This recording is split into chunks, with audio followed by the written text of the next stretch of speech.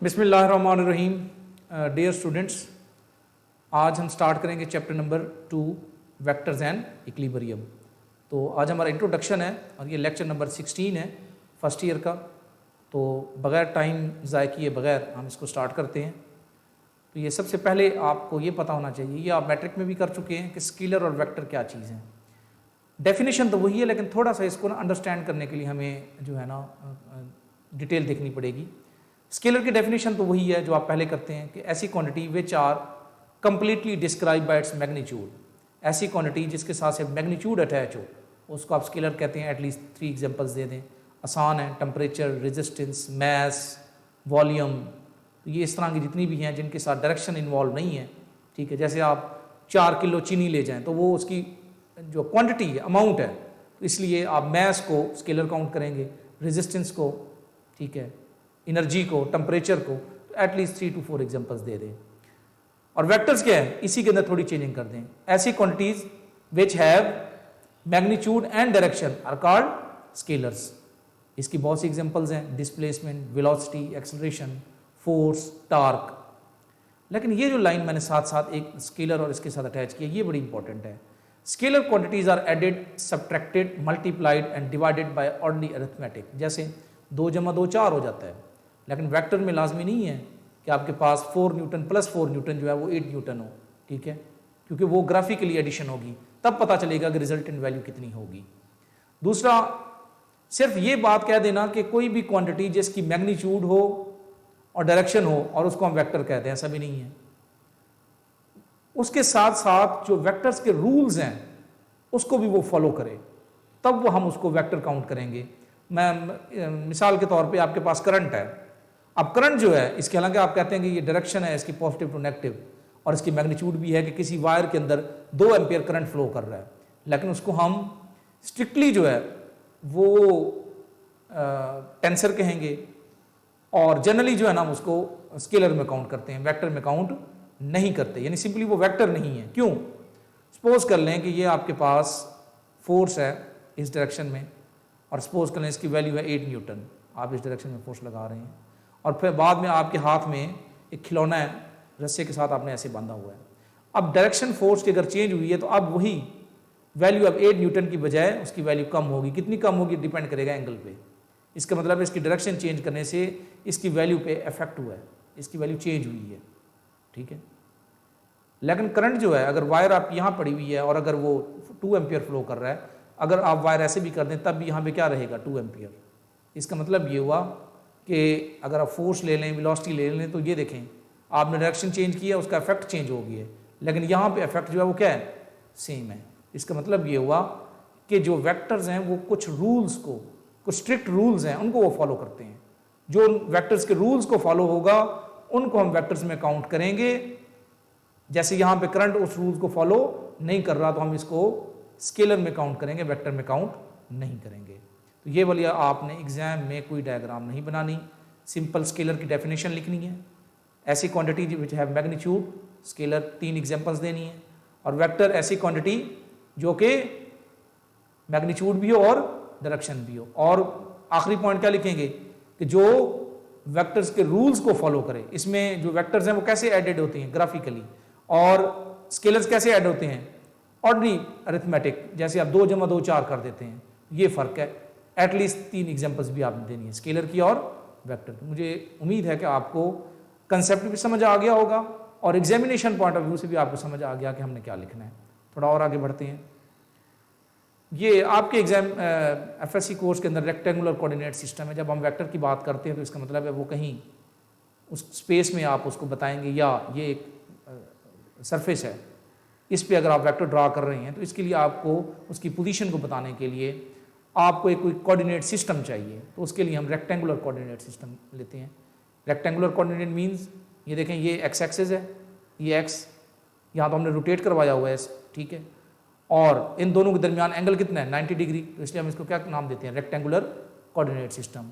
एक लाइन जो है वो एक्स एक्सिस कहलाएगी और दूसरी वाई एक्सिस। यहाँ पे ना हमने इसको रोटेशन करवाई है, एक्स यहाँ पे था यहाँ चला आया है, वाई यहाँ पे था इधर चला गया है, और जी जो है ना ऐसे बाहर की तरफ था, ऐसे ये रोटेट करवा के यहाँ चला गया, ताकि थोड़ा सा हमें यहाँ पे अंडरस्टैंड करने में थोड़ा सा आसान हो जाए। दूसरा सपोज कर लेंगे एक वेक्टर स्पेस में मौजूद है, यानी ऐसे ये स्पेस के अंदर बाहर की तरफ मौजूद है, तो उसमें हमने ये देखना है कि जो वाई लाइंस जो एक्स एक्सेस से उस वेक्टर का एंगल होगा ये वाला, ठीक है, उसको हम क्या नाम देंगे, अल्फा का, और जो वाई एक्सेस से उस वेक्टर का एंगल होगा, ये 3 डायमेंशन स्पेस में मौजूद है वेक्टर, वो क्या कहलाएगा, बीटा, और जी से उस वेक्टर का जो एंगल होगा वो क्या कहलाएगा, गैमा। वो बस आपने ये पॉइंट्स यहां से याद रखने, ये आपसे एमसीक्यू में पूछा जा सकता है। Addition of vectors by head to tail rule, ये शॉर्ट क्वेश्चन है आपका, इंपॉर्टेंट है, तो इसको समझने से पहले इसका कंसेप्ट ले लेते हैं हम कि हेड टू टेल रूल क्यों लेते हैं हम। अभी मैं कह रहा था कि वेक्टर्स को हम ऐड करते हैं ग्राफिकली, तो चलें इसकी मैं एग्जांपल, आजकल आपने कुर्बानी में बैल वगैरह को देखा होगा कि लोग जो है ना एक वजनी बैल को कैसे कंट्रोल कर रहे होते हैं। सपोज कर लें कि 2 पर्सनस हैं, उसमें से एक 3 न्यूटन फोर्स इस डायरेक्शन में लगा रहा है, दूसरा उससे थोड़ा सा तगड़ा है बंदा और वो 4 न्यूटन फोर्स इधर लगा रहा है, और इसकी वजह से ये बैल को उन्होंने कंट्रोल किया हुआ है। अगर कोई आपसे ये पूछे कि ये टोटल फोर्स कितनी लगा रहे हैं, अब आप ये तो नहीं कह सकते कि 7 न्यूटन होगी, ये कितनी होगी, उसके लिए हम हेड टू टेल रूल का सहारा लेंगे। अब सबसे बड़ा प्रॉब्लम ये है कि ये दोनों जो वेक्टर्स हैं, ये दोनों वेक्टर्स, इनका ओरिजिन सेम है और ऐड करना थोड़ा सा मुश्किल है। तो यहाँ पे हम एक कंसेप्ट लेंगे इक्वल वेक्टर का, कि आप किसी तरीके से ना इसमें से एक वेक्टर को यहीं रहने दें, दूसरे को उसके साथ अटैच करें। सपोज के लिए मैं 4 न्यूटन वाले को उठा के यहाँ से इधर ले जाता हूँ और इसके साथ ज्वाइन कर देता हूँ, तो अब ये फर्स्ट वेक्टर है। सेकंड वेक्टर को ज्वाइन करते हुए इस चीज़ का ख्याल रखना है कि उसकी टेल पहले के हेड के साथ अटैच होनी चाहिए। अब ये 3 और 4 हो गया। अब हमारे लिए जो रिजल्टेंट वेक्टर है वो ड्रा करना बहुत आसान है। रिजल्टेंट वेक्टर के लिए उसकी टेल पहले के साथ और उसका हेड आखिरी के हेड के साथ अटैच होना चाहिए। अगर मैं यहाँ स्केल भी बना लूँ, इसको 3 हिस्सों में इक्वल डिवाइड करूँ तो ये 4 बन जाएंगे, और इसको अगर डिवाइड करूँ तो ये लेंथ इसकी बड़ी है तो ये 5 न्यूटन बनेगा। इसको वैसे मेजर भी कर सकता हूँ, 3 square plus 4 square under root, तो ये 5 न्यूटन आएगा। तो इसका मतलब ये हुआ कि ये दोनों पर्सन इस स्पॉट पे, इस लोकेशन पे जो टोटल फोर्स अप्लाई कर रहे हैं वो 5 न्यूटन है। ठीक है, तो इस कहानी से आपको क्या समझ आई कि वेक्टर्स को ऐड किया जाता है ग्राफिकली ताकि हम रिजल्टेंट वेक्टर निकाल सकें। ठीक है, ये अरिथमेटिक जैसे आप आम अलजबरा करते हैं 3 × 4 7 कह दें, ऐसा नहीं होगा। ठीक है, तो इसलिए हमें हेड टू टेल रूल को अंडरस्टैंड करना होगा। इस कहानी से, इस एग्जाम्पल से थोड़ा बहुत आपको समझ आ गया होगा। अब हम प्रॉपर शॉर्ट क्वेश्चन की तरफ आते हैं। हेड टू टेल रूल क्या है? वो कहते हैं कि आप अपनी मर्जी से एक वेक्टर ड्रा करें। जैसे यहाँ पे हमने एक वेक्टर ड्रा किया, ये आपने डार्क करके नहीं लिखना, आप सिंपल लिखें और इसके ऊपर एरो डाल दें।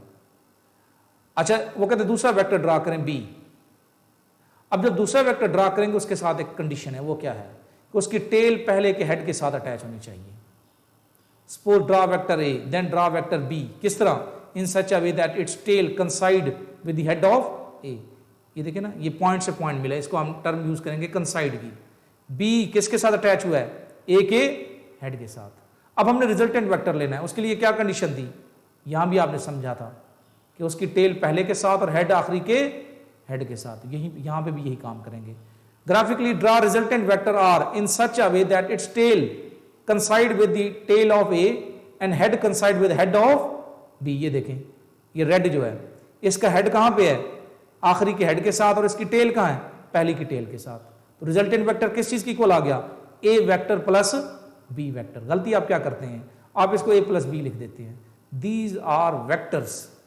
ये सिंपल को ज्योमेट्रिकल शेप्स हम नहीं बना रहे हैं, वेक्टर्स ऐड कर रहे हैं, और जो रिजल्टेंट है वो भी क्या है? वेक्टर है। R vector equals to A vector plus B vector. तो आर वेक्टर क्या है? Resultant vector. तो उसकी डेफिनेशन भी हमने यहां लिखी हुई है। Addition of vectors means to get a single vector which has similar effect as combined effect of all vectors which are added.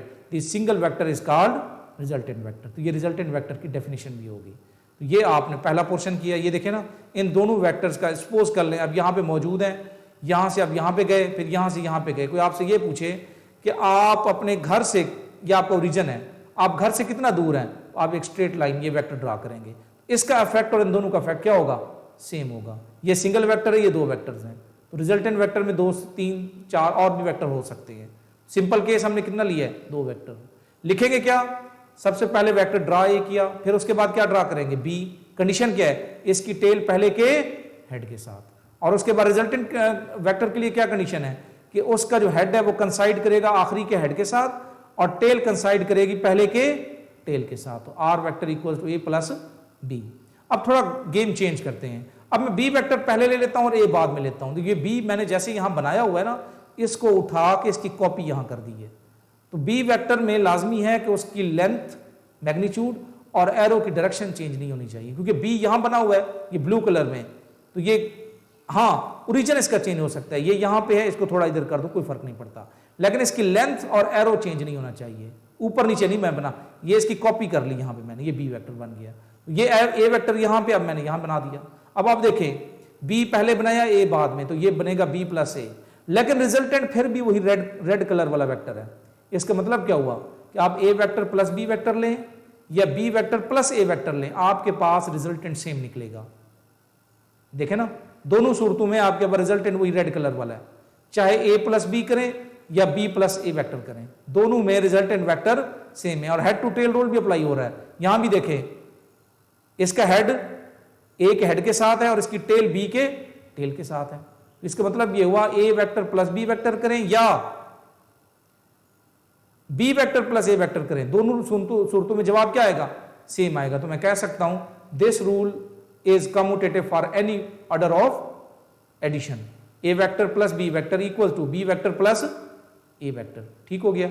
हाँ, ये भी हो सकता है कि रिजल्टेंट में एक से ज्यादा वेक्टर्स भी हो सकते हैं, तो यहां वो ग्राफिकली आप शो भी कर सकते हैं। मैंने यहां जनरल बात बता दी है, तो ये इक्वेशन भी आप बता सकते हैं। This is all about vector addition by head to tail rule. क्या करना है, सबसे पहले मैंने वेक्टर ए ड्रा करना है, फिर वेक्टर बी ड्रा करना है और रिजल्टेंट ड्रा करना है। ख्याल करना है ये एरो आपने अगर गलत लगा दिया तो ये सारा क्रॉस कर दिया जाएगा, इसका हेड आखिरी के हेड के साथ, टेल फर्स्ट के टेल के साथ।